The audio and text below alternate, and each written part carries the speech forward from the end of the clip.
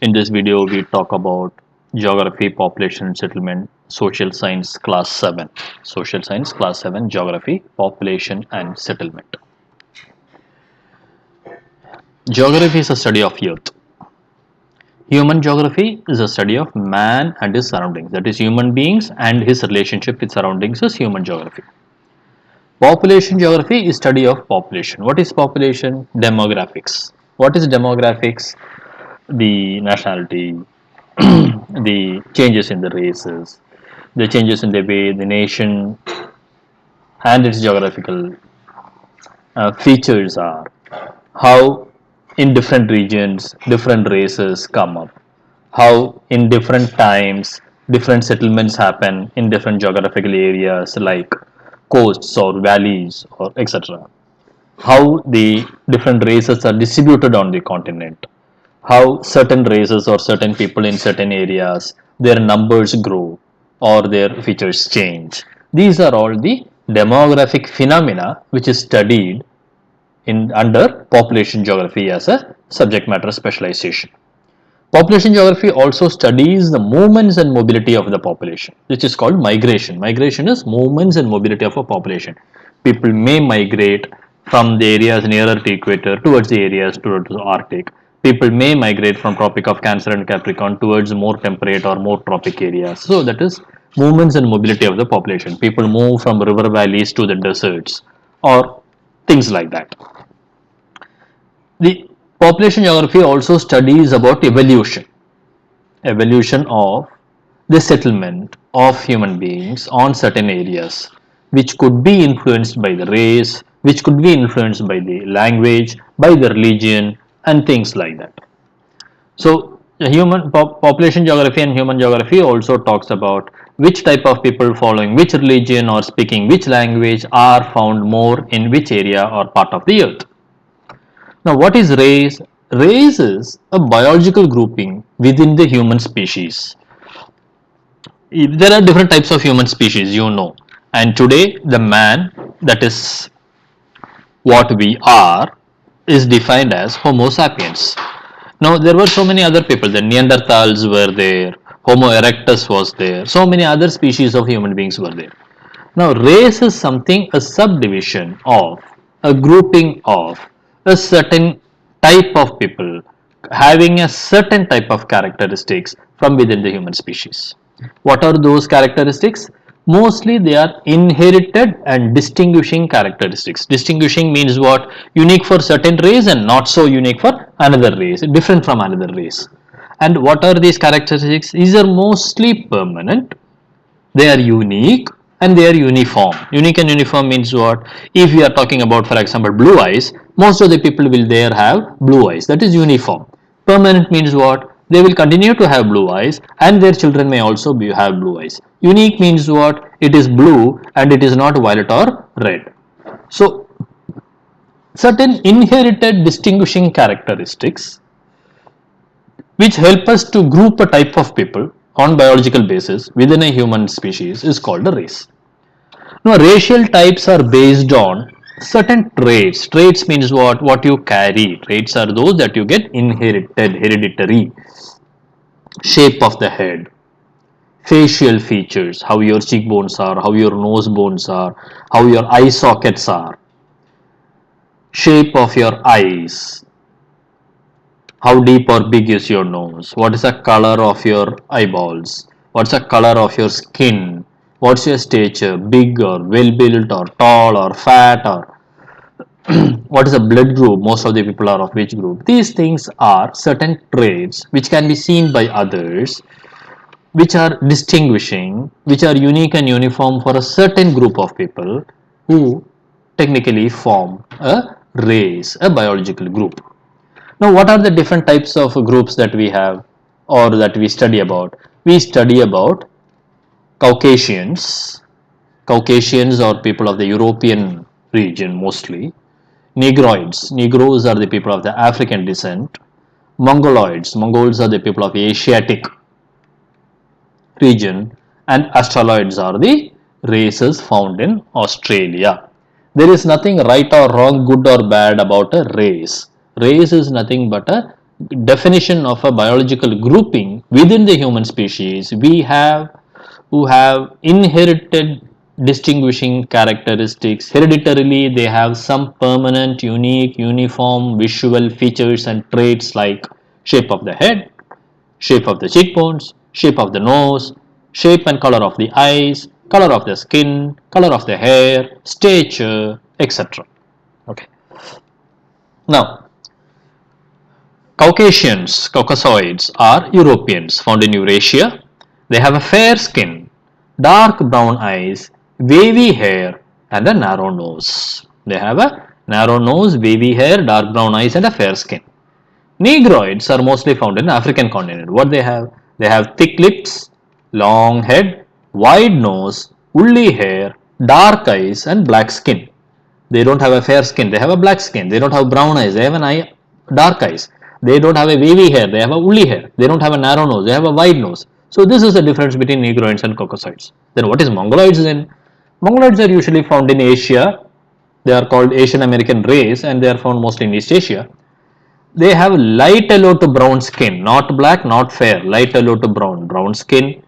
They don't have a wavy hair or woolly hair. They have a straight hair. They don't have a narrow nose or a wide nose. They have a medium nose and a flat face. Mongoloids have a flat face. Oh, this is the Mongoloids. Then what is Australoids? Australoids have a dark skin, not yellow, not brown, not black, not fair. Dark skin, curly hair, not wavy, not woolly, not straight but curly. They have a wide nose and a short in height, while Negroids have large statures, Australoids have a short height. So these are the different unique features, distinguishing features or traits that can be seen or uniform characteristics of certain races. India has been home for one of the oldest civilizations. We are a cradle of civilization. We have the Indo-Gangetic or a settlers or a Indus civilization, Indus Valley civilization. Now, Indus Valley civilization, we believe the peoples who settled there or the Aryans pushed the Dravidian people to the south. The Indo-Aryans pushed the Dravidians. This is one belief. So basically, India was home of the Dravidians. Who are the Dravidians?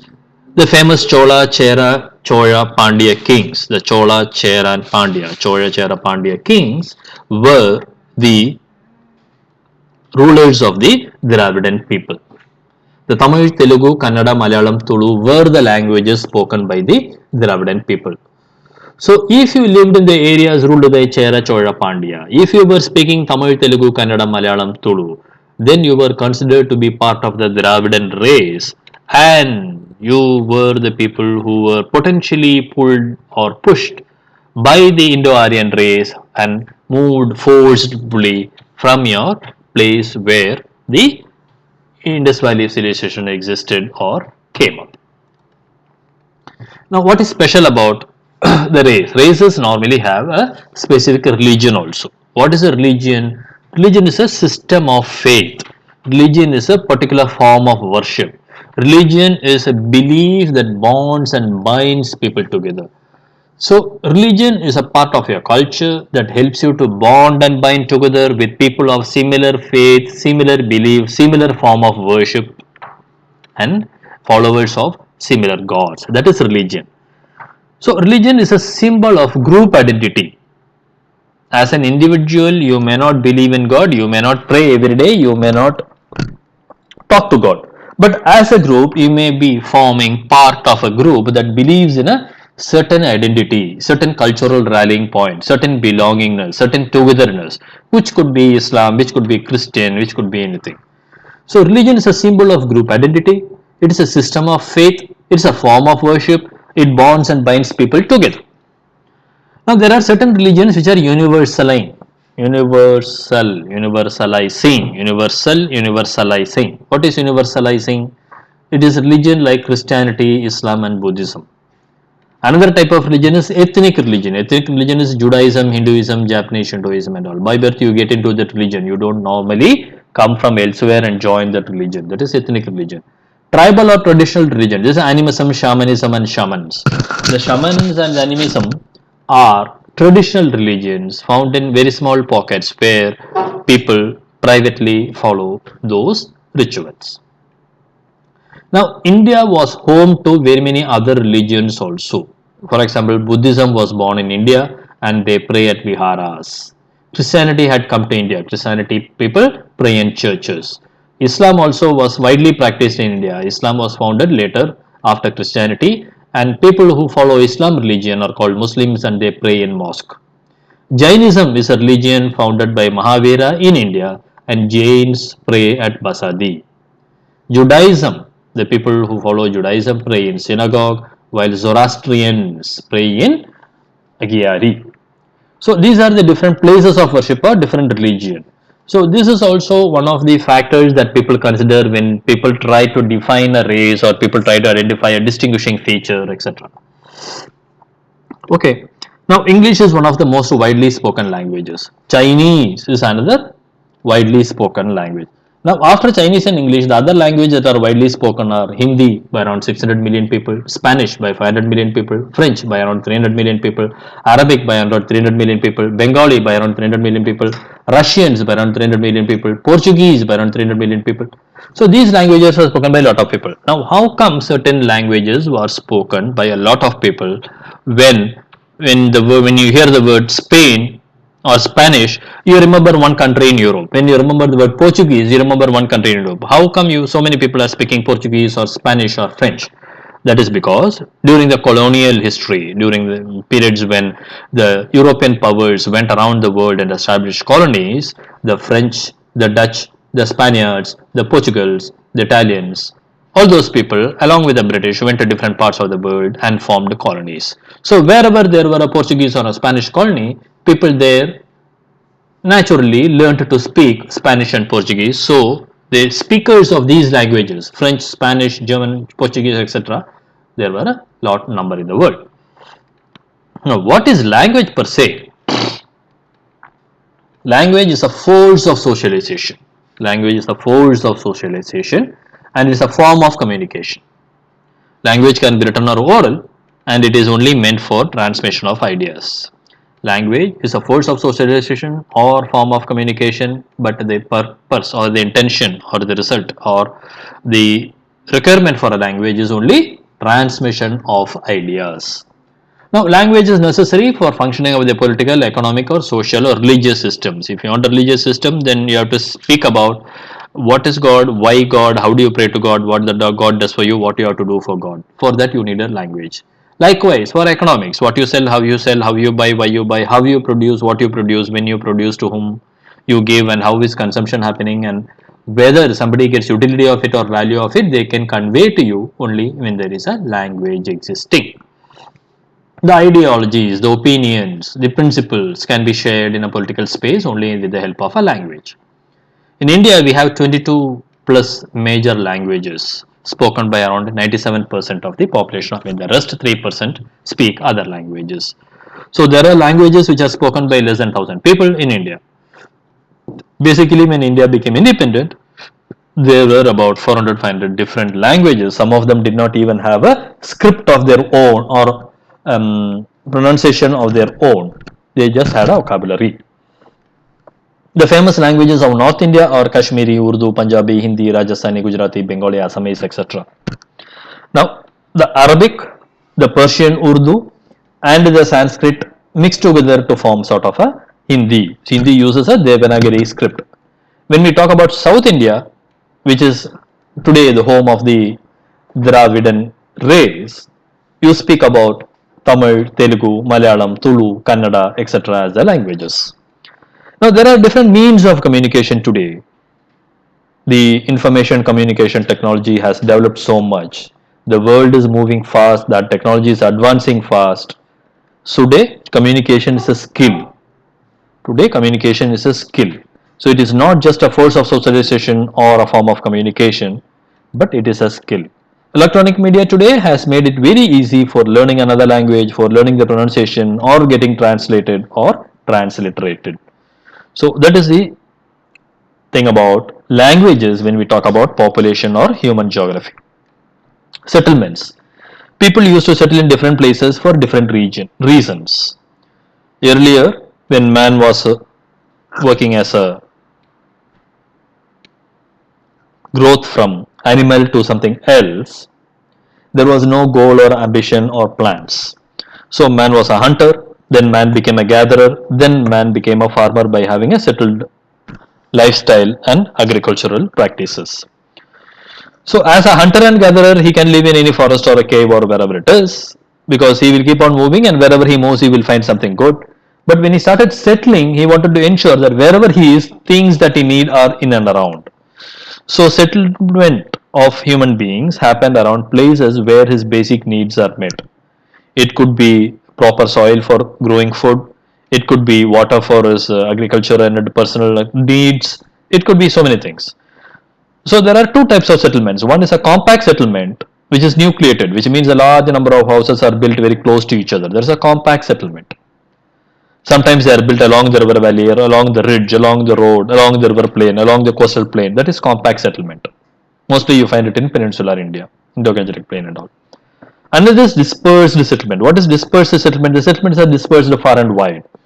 Now this you find in places of extreme climate, in hilly tract, in thick forest and grasslands. If you look at the hills of India, or if you look at the deserts, the houses are far and wide and few in between. The houses are spaced apart. They are interspersed with open grounds or fields or things like that. For example, the Kosi tract in India, or the Ganges Delta, or the Thar Desert, you will find. Even in Nilgiri foothills, you will find the huts are far from each other, dispersed settlements. These are two types of settlements. There are 100 reasons why a person or a group of people or a race choose a different type of settlement. Now, what is settlement? Settlement is a place where people live and interact. Live and interact for what? Maybe for growing crops, maybe for trading, maybe for entertainment, maybe for hundreds of other purposes. People live together or interact, and the place where they commonly meet or live or be or stay is called a settlement. If you are a nomads or a tribe in a desert, still, even if you are going on a caravan with lots of camels for trade, still you will settle in certain places for certain reasons at certain points in time. Those space and time also decides the changes in the settlements. We can define settlement as a rural settlement when it is predominantly carrying out primary activities. That means what? Maybe fishing or lumbering or mining. What is fishing? You settle somewhere near where fishes are available. Maybe sea, maybe river, maybe lake. Lumbering, where you cut a tree, so you will settle near a forest. So these are rural settlements which are predominantly I am finding activities only related to primary activities. What is primary activities? The gifts of nature given by God, like mining, fishing, and agriculture. What is urban settlement? Urban settlement are predominantly carrying out secondary and tertiary production. What is secondary and tertiary production? Secondary production is converting wheat to flour or flour to bread. Tertiary production is what? Packing this bread, marketing it, ensuring it is transported to the right place. All this is tertiary. When you are engaged in this type of activities, you will be found to be living in an urban settlement where industries, trade, services are all closely available or interlinked, right? So there is a correlation between the functions, the size of population, and population density of the various settlements. For example, in a rural settlement, the population density will be less, the size of population will be less.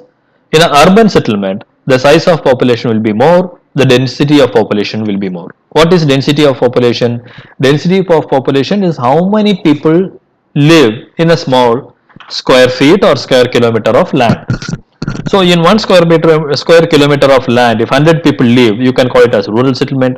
In 1 square kilometer, if 1000 or 2000 people live, then you call it as an urban settlement. This also happens. There is a correlation. Now, how this selection of the site happens for settlement? How this situation develops over a period of time or evolves in case of a settlement. Now, actual location or landscape determines a lot. Coastal plain or a valley or a river banks. These are the different sites. Then the initial choice depends on how it is useful. If you are a peasant, then the group of peasants would like to have fertile plain soils for their settlement. They also want to be accessing river water for their agricultural needs. If you are a coward or a shepherd, you will look for grasslands or small forests where your cows and goats can graze. Likewise, if you want to build a township or an industry, then you will like to see whether the building materials are available, steel or cement or wood, like that. So these are the availability of resources that will decide your initial choice of where to settle after selecting the landscape or the location. Then the type of house will also be different and will be dependent, and there is a correlation. The type of house in rural areas or in villages could be hut, could be made of mud or grass, could be having a thatched roof. It could have a wide and open space to air to flow. But in an urban area, you will find houses made of maybe wooden doors or steel and cement and strong and all. That is because they serve the secondary and tertiary factors of production. So this is the different ways in which settlement, the site selection or the nature or the correlation between different types happens. Now talking more about rural settlement, people choose, as we discussed earlier, fertile land so that they can do agriculture, they will have grass for their ox or cattle, etc. Also, they will expect the availability of river water or a pond water or a lake water to help them meet their household needs. Now, rural settlement has patterns. The patterns are dependent on so many things. Most importantly, water, but next comes the weather or the climate and the socio-economic factors. Socio-economic means what? How rich or poor they are, what caste they belong to, what type of artisan or skilled labor they are doing in their daily life as a vocation.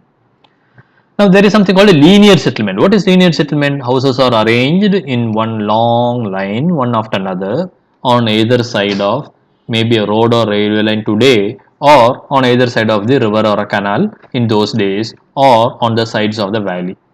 So what you get? You get access to water, you are close to each other. At the same time, in case there is a calamity, you have support of the people around. Rectangular settlements. Rectangular settlements are also straight, but they meet each other at right angles. They are mostly found in plains. Then you have a circular pattern. Linear, rectangular and circular. Circular is what? They are built around a central area. That central area may be a lake or something similar. Circular pattern is built around a central area. Star-like pattern. Star-like pattern means what? The settlements are developed on the sides of or a linear settlement along different roads that come and meet on a common point. So there are several roads that converge and the houses are spread out on the sides of each of these roads in all directions. For example, Indo-Gangetic Plain is almost like that. Then there is a pilgrim settlement. For example, in Tirverkadu you will find it. The places of religious interest will have people settled in and around the religious settlement. For this matter, if you find the temple cities or temple towns of Tamil Nadu, which flourished during Chola period and Pandya period, you will find a lot of settlements happening in and around the temple. The temple was an economic buzz of activity. Not only that they had a lot of land from which they got the revenue, they had their own team of people like the priests or the helpers or the Brahmins who supported the temple activities or the people who kept the records of the land or the peasants who worked for the temple or the people who were interested in preparing garlands or dancing or singing or music and drums. So all these people lived in and around the temple. So what happened?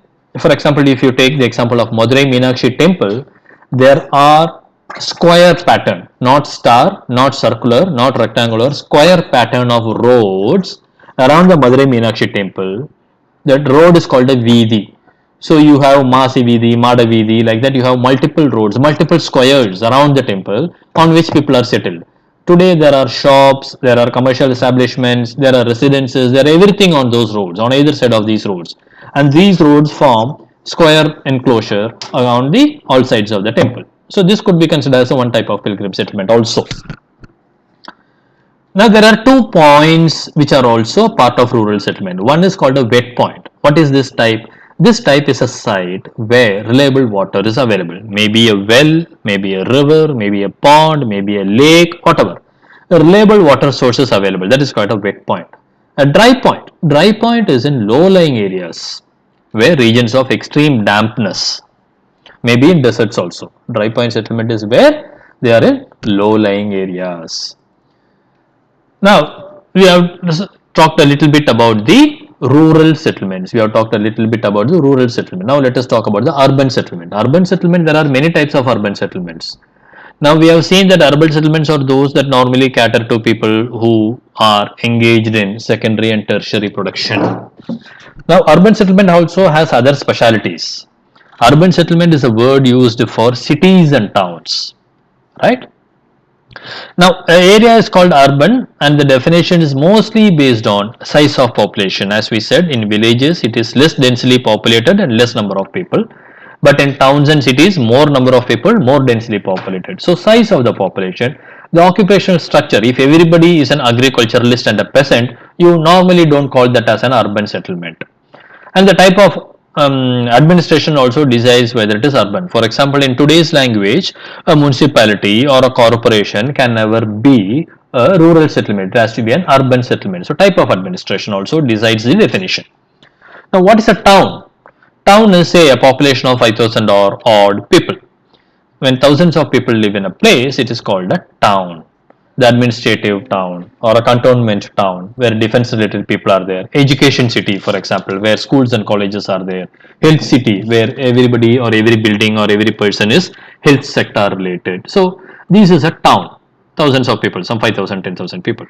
What is a city? City has no strict definition like a town, other than the fact that it is much larger than a town and multifunctional. So it is not just an educational city or a health city, but it is much more. It is not just a cantonment, but much more. Now, what is a city? In city, not 5 or 10,000 people, there will be 100,000 people. In a city, there could be 100,000 people. So city is something 10 times bigger than a town, we can say. Then there is something called a mega city in the form of urban settlement. What is a mega city? Not just a city, but 10 to 100 times a city. What do we mean by that? Not 100,000 people, but 1,000,000 people live in a mega city. So it is called a single metropolitan area. It is called a single metropolitan area. It is not just a city, it is not just a metro, it is something big. What is megalopolis? Megalopolis is bigger than a mega city. That means what? Maybe 10 million people live there. So it is not 10,000 people, it is not 100,000 people, it is not 1,000,000 people, 10 million people could live in that city, then it is called a megalopolis. It is not just a city, it is not just a group of cities, it is very large. Now, if you take a good example, the group of cities or the region between Boston and Washington is called megalopolis. Washington is a very big city, mega city. Boston is a mega city, and the area between Boston and Washington is also not just a string of rural settlements, but in all practical terms, there are urban settlements non-stop between Boston and Washington, and so we call that area as a megalopolis. Every street in that has a characteristics of a city. Then we have something called conurbation. What is conurbation? Conurbation is not just megalopolis, but a big region of a large megalopolis. That means what? A region comprising a number of towns and cities, a region comprising of multiple towns and cities closely knitted together, and all the population who have settled there, in spite of being such physically large, considered to be merged into one single continuous entity. Then you call that as a conurbation. Conurbation is a group of large number of cities and towns together where the population has grown and physically the people who live there and work there and the industries and the organizations have expanded and merged with each other to form one continuous large industrial developed area. That is conurbation. Example, Midland in England or Ruhr in Germany. Ruhr in Germany is very popular. It is a large industrial area. It's a group of multiple cities because of the expansion of multiple cities towards each other and from away each other, it has formed a conurbation.